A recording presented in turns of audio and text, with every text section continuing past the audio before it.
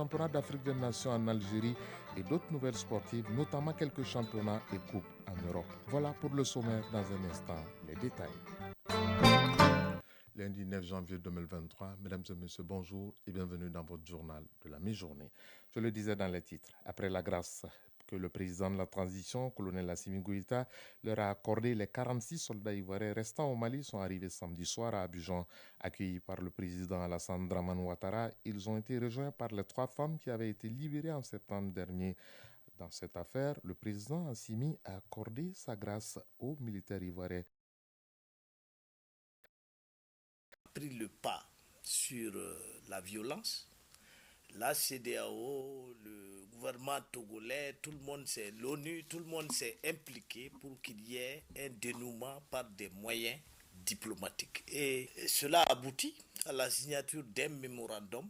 La suite, c'était le droit. Parce qu'il fallait quand même sauvegarder les formes légales quant à la libération de ceux qu'on a appelés des mercenaires. Conformément à ses pouvoirs constitutionnels, le président de la transition a pris un décret de grâce. Je voudrais vous signaler qu'une autre issue était possible. On aurait pu prendre aussi une loi d'amnistie. Et ça me donne l'occasion de préciser à vos auditeurs ce que c'est que la grâce et ce que c'est qu'une amnistie. Oui.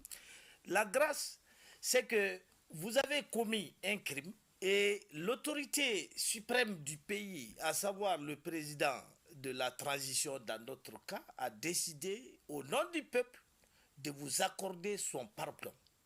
Donc vous êtes bien un criminel et votre casier va être, dans votre casier judiciaire, il va être mentionné la mention du crime, mais vous ne purgerez pas la peine. Vous ne resterez pas en prison en vertu de la grâce présidentielle.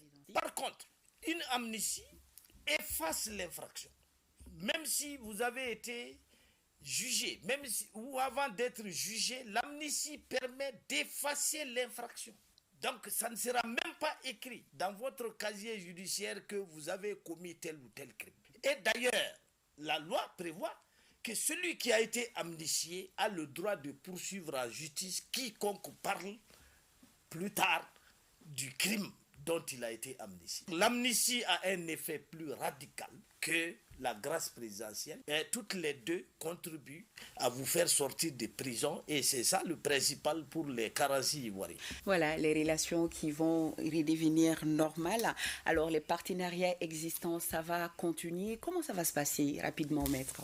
Vous savez, chaque pays défend son intérêt. Oui. Aujourd'hui, la Côte d'Ivoire ne va pas faire la paix avec nous pour nos beaux yeux. Oui. La Côte d'Ivoire, comme le président ivoirien l'a dit, a besoin du Mali. De même, Ali Nouhoum Diallo, ancien président de l'Assemblée nationale du Mali.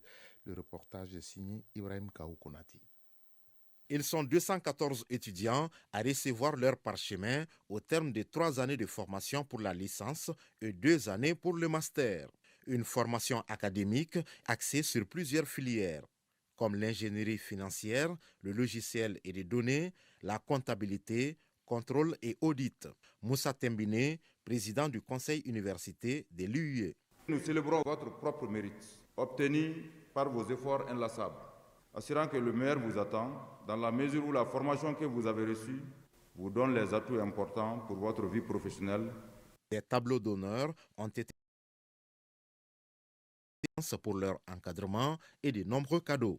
Kader Djenepo, porte-parole de la promotion. Merci à l'ensemble du corps professoral pour la qualité de l'enseignement et du sérieux dans la formation, sans oublier nos familles pour leur soutien inestimable tout au long de ces années d'intenses études. Alioune Diallo, parrain de la promotion, n'a pas manqué de prodiguer des conseils aux nouveaux diplômés. Je souhaite bonne chance et j'exige d'elle de la rigueur intellectuelle et morale pour que l'excellence soit perpétuellement votre point de mire. L'Université internationale privée d'excellence est la première université tuniso-malienne qui a pour objectif de former les dirigeants de demain. Autre titre de ce 13h, en marge des journées culturelles et sportives de la commune de Bakounou dans la région de Nara, le gouverneur accompagne sa délégation à inaugurer le centre d'état civil secondaire pour rendre opérationnelle la nouvelle mairie de Binou-Niakate. Cette infrastructure doit contribuer à soulager la souffrance des habitants de cet village de la commune de Bakounou. Dans un passé récent, il fallait des semaines et parcourir des kilomètres pour avoir juste un acte de naissance. Et les témoignages de ceux qui ont doté leur village Bakounou en France. On a décidé de construire un centre secondaire parce qu'on a suivi les conséquences. Donc on a connu ça en Europe, ça nous a poussé de faire cet état secondaire pour faciliter les villages et les alentours de faire un déplacement. Pour aider ces Maliens de la diaspora à investir davantage dans leur village d'origine, l'accompagnement de l'État ne fera pas défaut. Pas seulement un centre secondaire d'état civil, mais dans d'autres domaines extrêmement importants. Donc, vu ce centre qui doit être construit par la mairie, malheureusement qui n'a pas les moyens de le faire, mais l'association ABVF a financé entièrement ce centre à la place de la mairie. Colonel Man aussi pour un village d'obtenir un centre d'état civil. Le premier critère, c'est la distance et le nombre de population. Le besoin est là de Binou et Niakate et qui ont construit ces joyaux jusqu'à concurrence de 60 millions. Avant de se rendre dans le village de Binou-Niakate, non loin de la frontière Mali-Mauritanie, le gouverneur et sa délégation ont d'abord visité les nouvelles salles de classe construites par les ressortissants du village de Mbediat vivant à l'étranger. Nara, Abdoulaye Sako, Djeli Magan Diabaté pour l'ORTM. 13h09, actualité hors du Mali au Sénégal. Un deuil national de 3 jours a été décrété à partir de ce lundi par le président Macky Sall suite à l'accident de 2 bus qui a coûté la vie à 39 personnes. Il a également annoncé des mesures immédiates pour améliorer la sécurité routière. Les Béninois ont voté hier pour élire leurs 109 députés à l'Assemblée nationale. Déroulé dans le calme, ce scrutin a été marqué par le retour de l'opposition, une première sous le président Patrice Talon après 4 ans d'absence. Les résultats de ces législatives sont attendus la semaine prochaine selon les autorités en charge des élections. En Afrique du Sud, le président Cyril Ramaphosa a célébré hier le 111e anniversaire du Congrès national africain ANC. À cette occasion, il a prononcé un discours dans lequel il a promis de renforcer la lutte contre la corruption après une série de scandales qui ont profondément entaché l'image de l'ANC.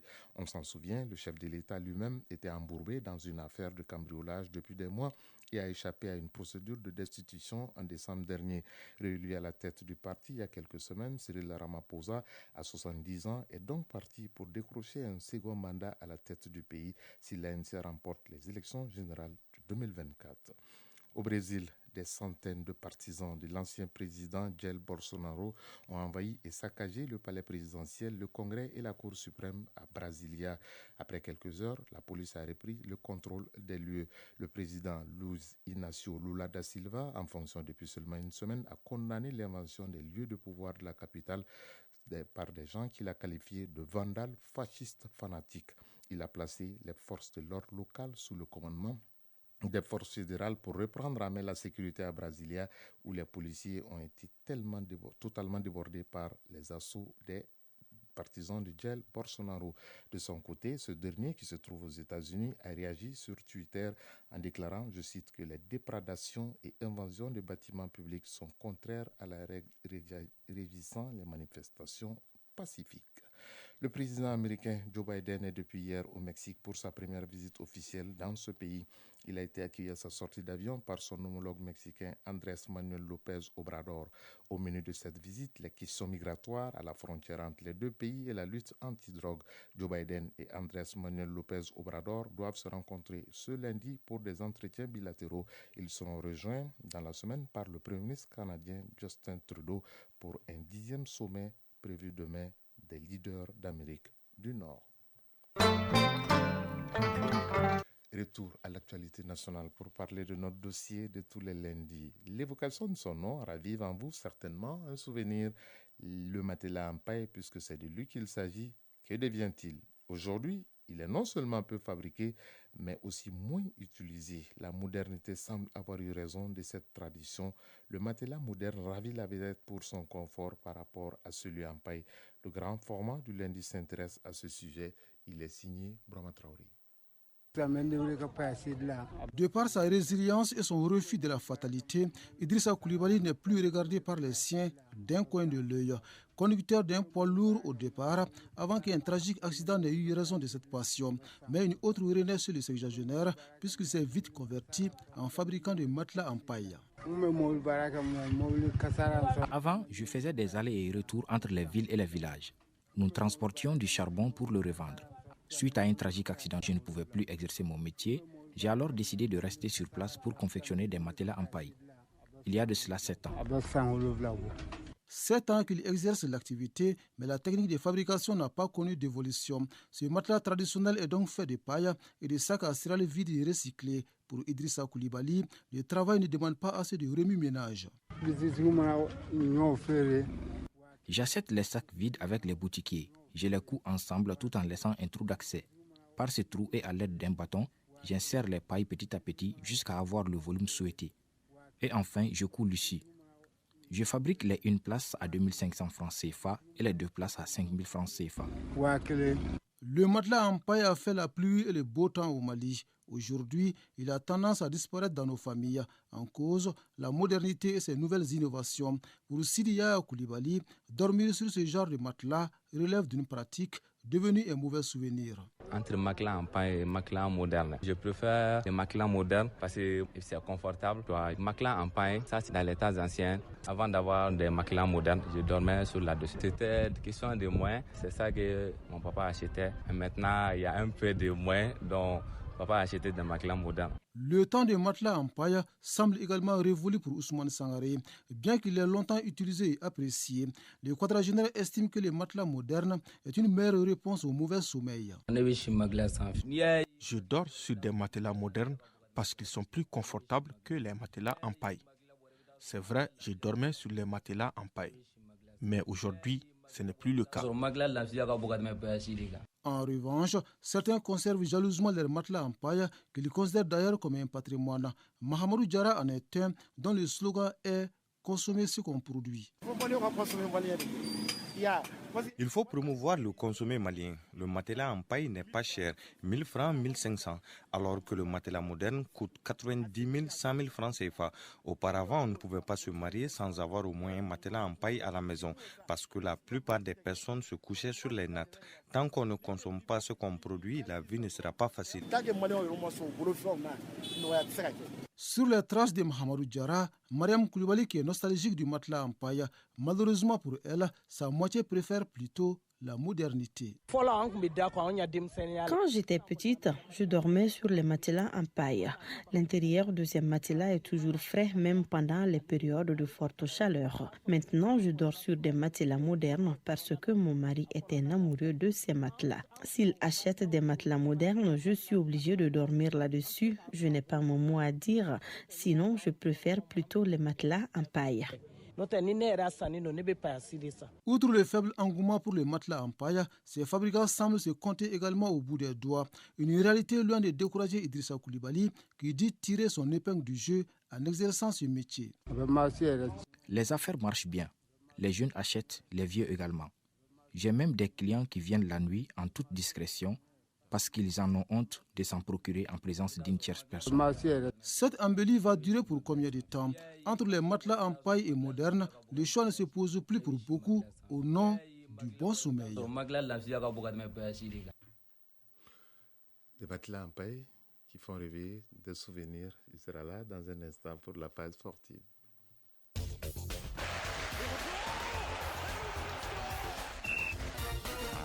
13h15, avec beaucoup de plaisir que j'accueille Fotigui Tounkara pour la page sportive de cette édition. Bonjour Fotigui. Bonjour Ousmane Dao, bonjour à tous. On commence par le football au plan continental. Préparatif du CHAN Algérie 2022. Le Mali et l'Ouganda ont fait match nul hier en amical, c'était en Tunisie. Oui, pas de but marqué dans ces matchs 0-0 entre Aigles locaux du Mali et leurs homologues Crane de l'Ouganda qui se sont affrontés en amical hier en Tunisie où séjournent actuellement les deux sélections nationales pour un stage d'acclimatisation en vue du CHAN Algérie 2022. Les Ougandais qui avaient pourtant contraint les Camerounais au nul d'un but partout jeudi et réussissent ainsi à contrarier les Maliens à leur tour. Les Aigles locaux effectuent leur deuxième tour de chauffe demain mardi. Ce sera contre la République démocratique du Congo à partir de 15h au stade Ali Lahouar. Le troisième match de préparation donc, du Mali est prévu vendredi contre Espoir sportif Amam Sousse à 15h également. Ce sera au stade de Sousse. Toujours en football, le week-end a été marqué en Europe par quelques chocs, notamment le carton de Manchester City face à Chelsea en Coupe d'Angleterre. Oui, absolument, avec notamment un certain Atlético Madrid FC Barcelone hier en 16e de finale, en 16e journée de la Ligue espagnole. Victoire étriquée 1-0 des Catalans qui s'imposent dans la douleur. Le Barça se détache ainsi de son dauphin et éternel rival et s'installe seul à la tête du classement avec 3 points d'avance sur le Real Madrid battu samedi 2-1 par Villarreal, vainqueur d'Almeria 2-0 et de Rayo Vallecano 2-1. La Real Sociedad et le Real Betis sont respectivement 3e et 4e devant Atlético Madrid.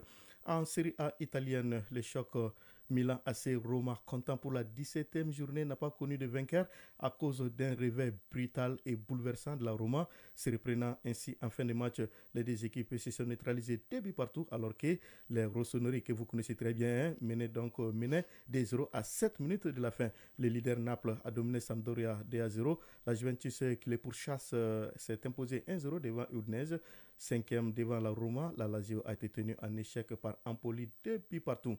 Enfin, en Angleterre, le week-end a donc été consacré au match aller des 32e de finale de la Coupe nationale qui s'achève ce soir avec la rencontre Arsenal-Oxford United. Manchester City a humilié hier Chelsea 4-0. Samedi, Liverpool a été tenu en échec par Wolverhampton 2 buts partout. Les Rouges et Noirs du Milan AC qui laissent s'échapper le Napoli de Diego Armando Maradona en tête du championnat d'Italie. Absolument. On termine par le taekwondo. La Fédération malienne de la discipline relève le niveau de la discipline avec beaucoup de formation. Absolument, pour des résultats probants, l'amateurisme doit laisser place au professionnalisme et c'est ce qu'a compris la Fédération malienne de taekwondo qui vient donc de procéder au recyclage des encadreurs dans les salles sous la houlette de la direction technique nationale de la FEMAT. Ces stages a regroupé 3 jours durant 102 ceintures noires, toutes dans confondues, au Palais des Sports Salamatou Maïga à ACI 2000. Alors, pour plus de précisions, je vous propose d'écouter Maître Yacouba Omar Samake, directeur technique national de la FEMAT, que nous avons joint au téléphone. Vous savez, pour la bonne marche de toute structure sportive, il faut consolider la formation, il faut donner une formation de base très solide pour s'attendre à des résultats probants dans les jours à venir. Donc, sachant que la formation à la base est demandée, primordialement au niveau des différentes salles, que nous avions tenu vraiment, très sincèrement, de vouloir former nos encadreurs, former bien sûr, il dit former, c'est pas un recyclage, c'est une formation de coach et d'entraîneurs pour qu'enfin les règles de taekwondo soient connues par le pratiquant lambda. Dites-nous comment s'est passé donc ces stages? Puisque c'est une première fois qu'on forme à ce niveau, nous avions procédé à différents modules. Ça va être une formation séquentielle qui va se dérouler au cours du premier semestre 2023 pour mieux aguerrir nos formateurs. Donc, ce stage, ça s'est bien passé. C'est-à-dire tout simplement que pour cette nouvelle année qui commence, vous voulez réellement relever le niveau du taekwondo malien? Déjà, en un semestre, le taekwondo va faire 8 à 9 séminaires de pareil, 14 à 15 combats et d'autres activités qui permettront de mettre en jambe spirituellement, physiquement et moralement tous les pratiquants de taekwondo et les sympathisants. Voilà, merci Fotigi Tunkara pour cette page sportive bien remplie. Pas de quoi. C'est la fin de ce trésor la mi-journée qui vous a été présenté par Ousmane Daou. Mise en onde, Alimata Ouattara. Réalisation, dossier Baba Traoré. Mise en ligne, Sekou Traoré. Prochain rendez-vous avec l'actualité, c'est à 19h30. Si vous êtes à table, bon appétit. Si vous avez fini de manger, bonne digestion. Tout le plaisir a été pour nous de vous servir. Chacun de nous ne peut être une étoile, mais tâchons de briller pour éclairer là où nous sommes. Bonne semaine à toutes et à tous et à très bientôt.